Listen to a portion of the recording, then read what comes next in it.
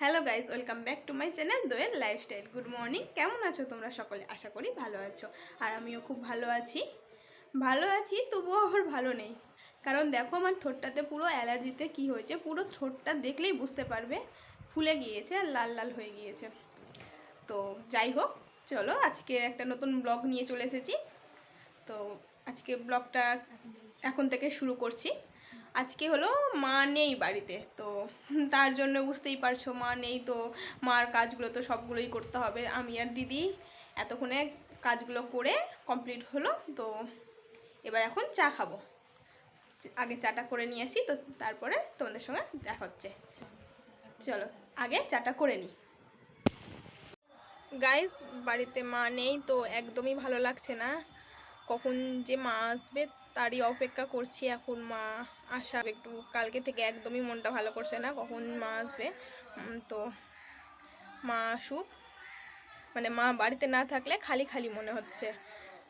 তো কি আর বলবো, মানে মনটা খুব খারাপ করছে।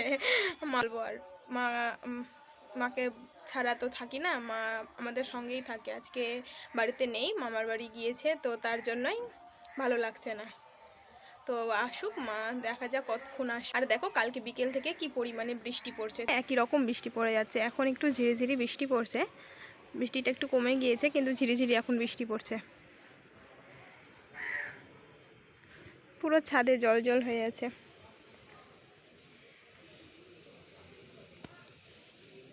তো চলো গাইস, এখন আগে আমি চা করে নিই। এখন এই যে বাদামটা ভাজা হচ্ছে, বাদামটা ভেজে নিয়ে আমি চা করব। তো চলো চা আগে করে নিই। আর দেখো কত মিষ্টি একটা হাওয়া দিচ্ছে, সুন্দর একটা হাওয়া দিচ্ছে, দারুণ ওয়েদার। দেখো আমার চা করা হয়ে গেছে, এবার চলো চাটা ছেঁকে নিই। আমি তো চা করে নিয়ে আসলাম, এবার আমার দিদি খেয়ে বলবে কেমন হয়েছে চাটা। তো চলো দিদির কাছে রিভিউ নিই। কেমন হয়েছে দিদি চাটা? ভালো হয়েছে।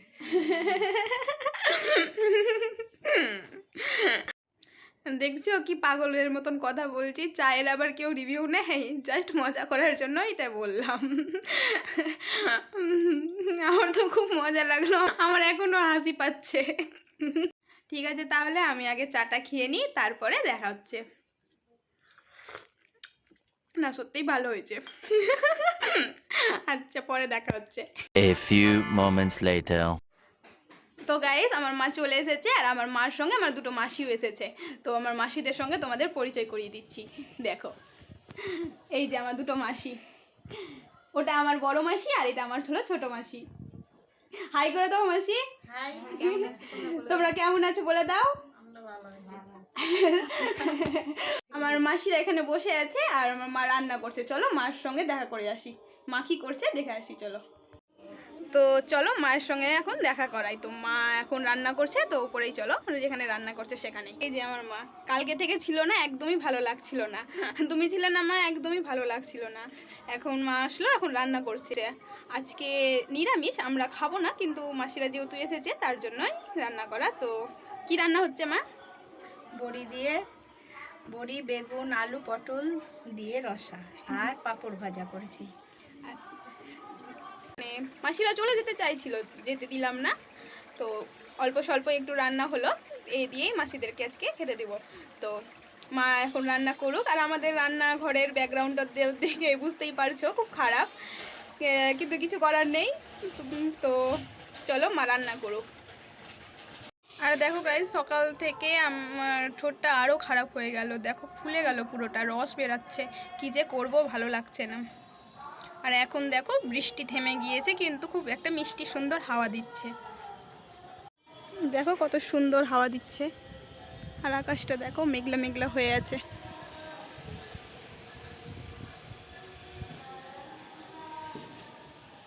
তো এখন দুপুর 2টো বেজে গেছে, মাসিদেরকে খেতে দিব। তো এখন খাওয়া দাওয়া করে নে, তারপরে তোমাদের সঙ্গে দেখা হচ্ছে। A few moments later. এই দেখো আমার মারা 3 বোন পরপর বসে রয়েছে, আমার দুটো মাসি আর আমার মা। আমার মাকে তো চেনই, আর মাঝখানেরটা হলো বড় মাসি, আর বাম সাইডেরটা হচ্ছে আমার ছোটো মাসি।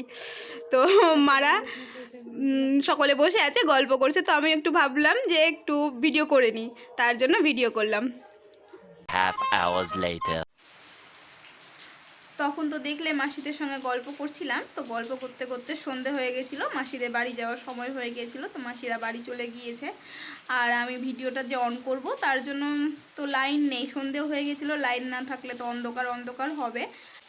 আর বাইরে তো আওয়াজ শুনতেই পাচ্ছ যে জোরে জোরে বৃষ্টি পড়ছে। আর এখন লাইনটা আসলো, এখন রাত 9টা বাজে।